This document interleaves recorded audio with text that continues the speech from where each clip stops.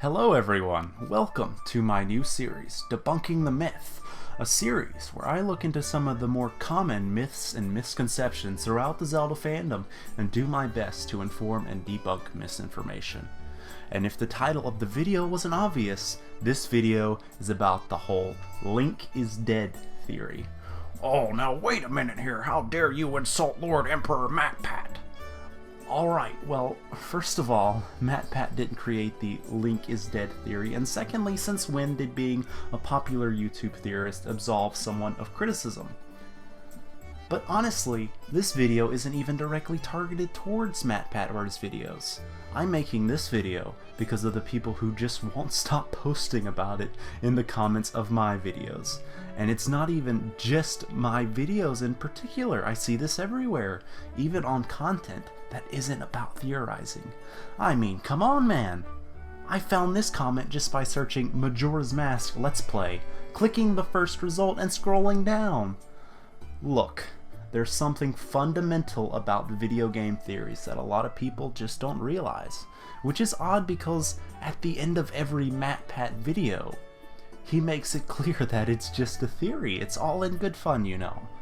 Unless there is factual evidence from Word of God about a theory, then that's all it is. Just because some YouTuber speculates about a video game, that doesn't mean it's true. Again, I wouldn't be making this video if it weren't for things like this being spread around as fact, but it has to be said.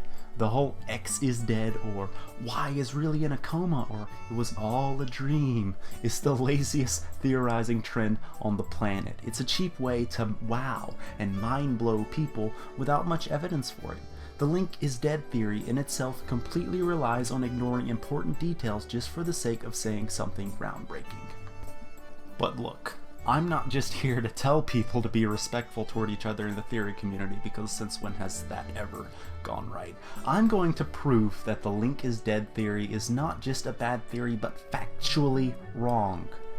To talk about this, first we have to go back to the origins of the theory. Long ago in the ancient year of 2006, Twilight Princess was released. And Twilight Princess is a character called the Hero's Shade. He's a skeleton character that teaches Link new attacks. A lot of people, for various reasons, speculated that the Hero's Shade might be the Link from Ocarina of Time and Majora's Mask, and this was actually proven many years later when the Hyrule Historia was released. But a lot of people thought, well, why is the Hero of Time a skeleton? And someone else said, didn't Akira say that people who get lost in the Lost Woods in Ocarina of Time becomes the Stalfos? What if Link was dead the whole time in Majora's Mask?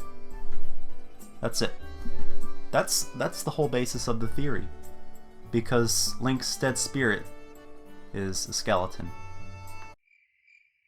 Let's move on to the evidence, because obviously that's what you're all here for. Probably the most important thing to point out is that Termina is not some purgatory or dreamscape, but a physical place that Link visits. This is confirmed multiple times from manuals to developer interviews to the Historia itself. It makes it abundantly clear. Termina is an alternate dimension similar to Lorule, as in it's an actual place in the world of Zelda, not just some figment of a dying boy.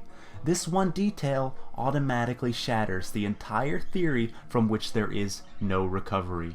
Word of God trumps all. But hey, you may be thinking, well, just because he didn't die on his way to Termina, that doesn't mean he didn't become a Stalfos afterwards.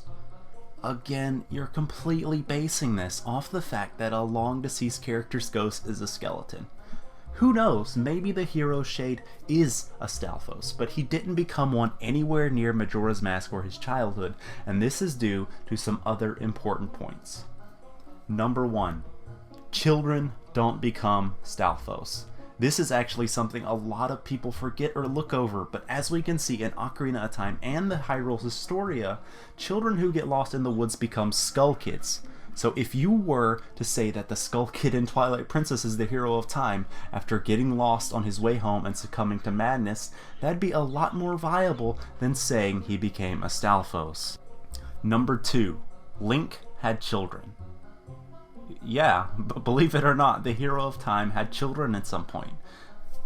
We know this because the hero Shade states that he and Twilight Princess Link are connected not just by spirit, but by blood. Twilight Princess Link is the blood descendant of the Hero of Time, meaning that Link went home from Termina, possibly got married, and had children at some point. So there's absolutely no way that he could be dead in Majora's Mask or dead soon after or anything. He died well into adulthood. Oh, well, you're just ruining the fun. You just said earlier that theorizing is all in good fun. It's totally true that theorizing is just for fun, but as I said, a lot of people just don't get that, and frankly, the entire point of theorizing and speculating is to think of things that the developer or writer may have been thinking themselves. What's the point in coming up with some outlandish thing that you know were never intentional? At what point does a theory stop being a theory and just become fanfiction? When you ignore factual, contradictory evidence to support your idea? Maybe. But hey, that's not just a game theory, that's a game fact. Thanks for watching.